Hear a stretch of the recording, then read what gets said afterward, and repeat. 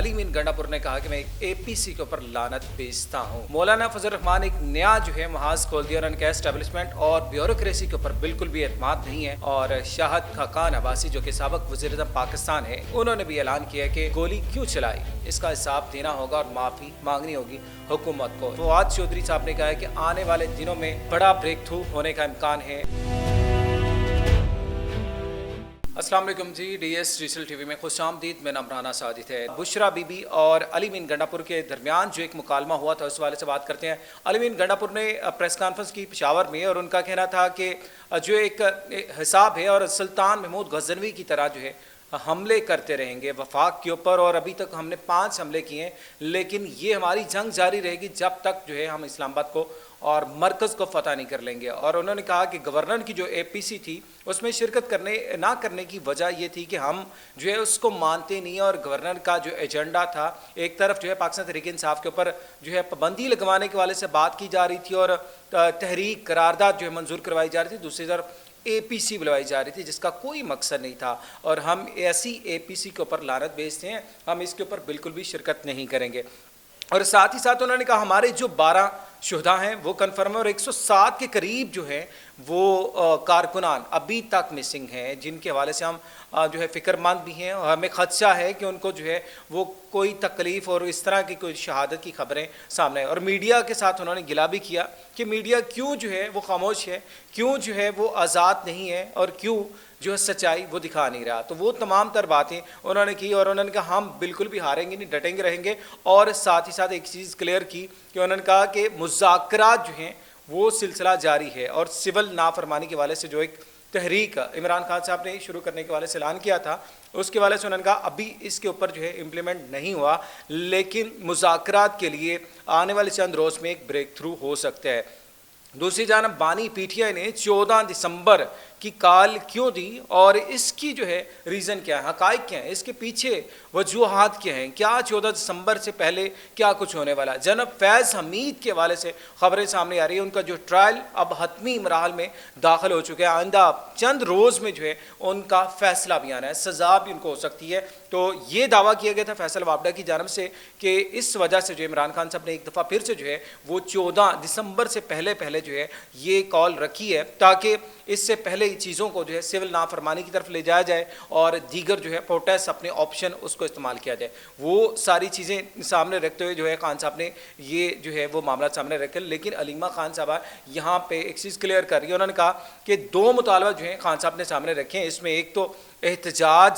से पहले जो है मुज़ाकरात का ऑप्शन बिल्कुल ओपन है और उसमें ये बात क्लियरली कह दी गई है कि हम जो है वो एहतजाज नहीं बल्कि मुज़ाकरात के ऊपर बिलीव रखते हैं, यकीन रखते हैं कि हम मुज़ाकरात करें। अब मुज़ाकराती जो अमल है वो हुकूमत की जानब से डले, पाकिस्तान तहरीक-ए-इंसाफ ने जो है वाज़िया तौर पर कह दिया। और अब जिस तरह हमने कल जो है एक स्टेटमेंट सामने रखी कि फवाद चौधरी के हवाले से और कुछ खबरें ऐसी आ रही थी जिसमें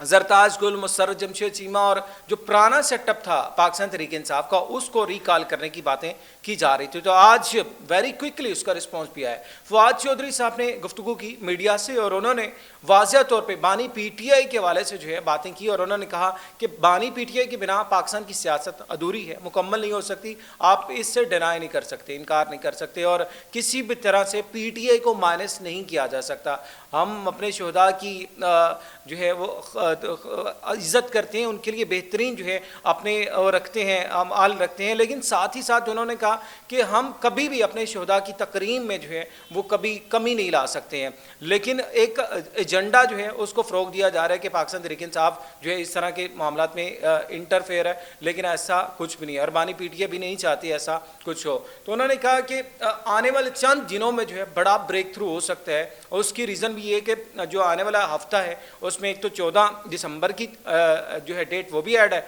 लेकिन इसके साथ साथ 9 मई साने 9 मई के हवाले से जो है मुकदमात उनका ट्रायल भी होना है, क्योंकि आज साने 9 मई के हवाले से जो है वो 140 से के करीब जो है वो मुल्ज़मान के ऊपर फ़र्द जुर्मात कर दी गई है और ट्रायल जो है वो शुरू होने जा रहा है, इसलिए वो भी अहम है। और इसके साथ ही साथ बानी पीटीआई की जो है इलेक्शन में मुबैना धांधली के हवाले से एक दरख्वास्त है, उसके ऊपर भी जो है वो समाअत होने जा रही है। और इसके अलावा जैसे फैज़ हमीद साहब उनकी जो है वो ट्रायल اور کمپلیٹ ہونے والا ہے، تو اس حوالے سے جو ہے نیکسٹ ویک انتہائی اہم بھی ہے۔ انہوں نے کہا کہ آنے والے ویک میں انتہائی اہم بریک تھرو بھی ہوگا اور اچھی خبریں آئیں گی۔ اور علیمہ خان صاحبہ جو کہ گزشتہ روز ہی دعویٰ کر رہی تھی، بیرسٹر گوہر کو حکومت کی جانب سے بھیجا گیا تھا عمران خان صاحب کو ملاقات کرنے کے لیے، اس وقت جو ہے حکومت گھبرا گئی تھی، کیونکہ جب سنگجانی میں ایک جگہ دینے کا اعلان کیا گیا تھا، سنگجانی میں جگہ دینے کا مطلب یہ تھا کہ ایک ڈیل دی گئی تھی حکومت کی جانب سے، اگر سنگجانی میں بیٹھ جائیں عمران خان کو ہم رہا کر دیں گے۔ بڑا دعویٰ ہے علیمہ خان صاحبہ کی جانب سے کہ انہوں نے کہا اگر ہم سنگجانی میں بیٹھ جاتے تو عمران خان کی رہائی پاسبل ہو سکتی تھی، لیکن دار ڈی جوک ہم نے ہدف بنایا تھا تو اس تک پہنچے اور تھوڑے سے جو معاملات تھے وہ ہوئے۔ لیکن سب سے انٹرسٹنگ چیز ناظرین جو کہ شاد خاقان عباسی صاحب پاکستان کے جو ہیں سابق پرائم منسٹر بھی ہیں اور عام جو ہے آدمی پارٹی کے جو ہے سربراہ بھی ہیں، مفتاح اسماعیل کے ساتھ مل کے انہوں نے آج پریس کانفرنس کی اور انہوں نے کہا کہ سانحہ 26 نومبر جو کہ سانحہ ڈی چوک بھی کہلاتے ہیں، اس میں حکومت کو جو ہے مبینہ طور پہ اگر گولی چلی ہے تو اس کے اوپر معافی مانگنا ہوگی۔ انہیں کسی طور پہ بھی دو طرفہ جو ہے ایک تصادم وہ اس ملک جو ہے اس کا متحمل نہیں ہو سکتا، اور تمام تر جو باتیں اس کے اوپر جو ہے وہ کبھی بھی ڈکی چھپی نہیں رہ سکتی۔ گولی چلی ہے تو یقیناً اس کے اوپر حکومت کو معافی مانگنی ہوگی۔ تو یہ اب باتیں یہاں تک پہنچ چکی ہیں کہ کہیں نہ کہیں سے یہ آواز جو ہے اب جس طرح جوڈیشل کمیشن بنانے کے والے سے باتیں کی جا رہی ہیں، کیونکہ دو مطالبات ہیں خان صاحب کی طرف سے بھی کہ ایک تو سانحہ 9 مئی اور سانحہ 26 نومبر کے اوپر جو ہے وہ بنایا جائے جوڈیشل کمیشن، اور دوسرا سیاسی قیدی جتنے بھی ہیں ان کو رہا کیا جائے۔ تو یہ دونوں چیزیں تو ہیں، لیکن اب جو ہے دیگر پارٹیز نے بھی آواز اٹھانا شروع کر دی کہ اس میں جو گولی چلی ہے وہ اپنے ہی مظاہرین کے اوپر، اپنے ہی جو ہے وہ شہرین کے اوپر گولی چلائی، اس کی ریزن کیا ہے وہ بھی حکومت کو یا تو معافی مانگنی پڑے گی یا پھر اس کو جو ہے وہ جسٹیفائی کرنا پڑے گا کہ کیوں جو ہے یہ ایسی نوبت ہوئی، کیا حکومت اتنی خوفزدہ ہو چکی تھی۔ دوسری جانب مولانا فضل الرحمان صاحب جو کہ گزشتہ چند دنوں سے خبروں میں بھی ہیں اور ہمیشہ وہ اس کا فن بھی جانتے ہیں، انہوں نے ایک نیا محاذ کھول دیا۔ محاذ آپ سب کو پتہ ہے کہ صدر پاکستان کے پاس ایک سمری موجود تھی جس کے اوپر جو ہے دستخط کرنے تھے صدر پاکستان، اور یہ مدارس میں رجسٹریشن کے حوالے سے بل تھا، لیکن گزشتہ روز ہی صدر پاکستان نے جو ہے یہ سمری اعتراض لگا کر واپس بھیج دی۔ اور اب مولانا نے آج جو ہے پشاور میں ایک تقریب میں خطاب کرتے ہوئے کہا کہ ان کو نہ اسٹیبلشمنٹ کے اوپر اور نہ ہی بیوروکریسی کے اوپر کوئی اعتماد ہے۔ یہ لوگ کبھی بھی جو ہیں وہ میٹھی میٹھی باتیں تو کرتے ہیں لیکن کبھی بھی کام نہیں کرتے۔ انہوں نے کہا ہمارے صبر کو جو ہے اس کا ناجائز فائدہ اٹھایا جا رہا ہے اور ہمارے تحمل کے اوپر جو ہے وہ بات کی جا رہی ہے، تو اب ہم جو ہے وہ رکیں گے نہیں۔ اگر جو ہے 7 جو ان کی طرف سے ڈیڈ لائن دی گئی تھی، انہوں نے کہا اس تاریخ تک جو ہے اگر اس کے اوپر جو ہے وہ ڈیڈ لاک ختم نہیں ہوتی، مدارس کا جو ہے بل رجسٹریشن جو ہے اس کو پاس نہیں کیا جاتا، ہمیں بینک اکاؤنٹ نہیں کھولنے دیے جاتے، تو پھر ہم جو ہے سڑکوں پہ بھی آئیں گے اور اس حکومت کو چلتا بھی کر دیں گے۔ اور یہ حکومت کے اوپر سنبھالیں کہ آنے والے ویک میں مزید پریشر بڑھے گا، اور اس کی ریزن بھی یہی ہے کہ ایک طرف جس طرح یہ کہا جا رہا ہے کہ پاکستان کو جو ہے خانہ جنگی کی طرف دھکیلا جا رہا ہے، کیونکہ پچھلے چند دنوں سے یہ اسٹیٹمنٹ سامنے آ رہی ہے کہ اسلام آباد میں پشتونوں کے حوالے سے جو تھی کہ وہاں پہ ان کا رہنا مشکل ہو چکا ہے، اور ایک کمپین چلائی جا رہی ہے خانہ جنگی کی، اور وفاق کو صبح سے لڑانے کے حوالے سے بات چیت ہو رہی ہے۔ تو اس کے اوپر بھی جو ہے وہ مولانا فضل الرحمان نے کہا کہ ہمارے پشتونوں نے ہمیشہ سے قربانیاں دی ہیں، اور پاکستان کے کسی بھی کونے میں ہوں ان کا جو ہے پاکستان کے لیے اتنی محبت ہوتی ہے، لیکن اب اسلام آباد میں جس طرح کے ماحول بنایا جا رہا ہے اس کو بھی جو ہے ختم کرنے کی ضرورت ہے۔ لیکن انہوں نے کہا اگر ہمارے مطالبات مکمل نہیں ہوں گے، پورے نہیں کیے جائیں گے، تو ہم جو ہیں وہ سڑکوں پہ آئیں گے اور حکومت کو جو ہے وہ چلتا کر دیں گے۔ تو اس لیے وزیر اعظم صاحب تو کہیں نہ کہیں مہنگائی کم ہونے کی باتیں کر رہے ہیں، لیکن ملک کی جو صورتحال ہے اس کے اوپر جو ہے ابھی تک اپنے لب خاموش کیے ہوئے ہیں۔ دوسری جانب آج جسٹس منصور علی شاہ انہوں نے بھی جو ہے ایک تقریب سے خطاب کیا اور آئینی بینچز کے حوالے سے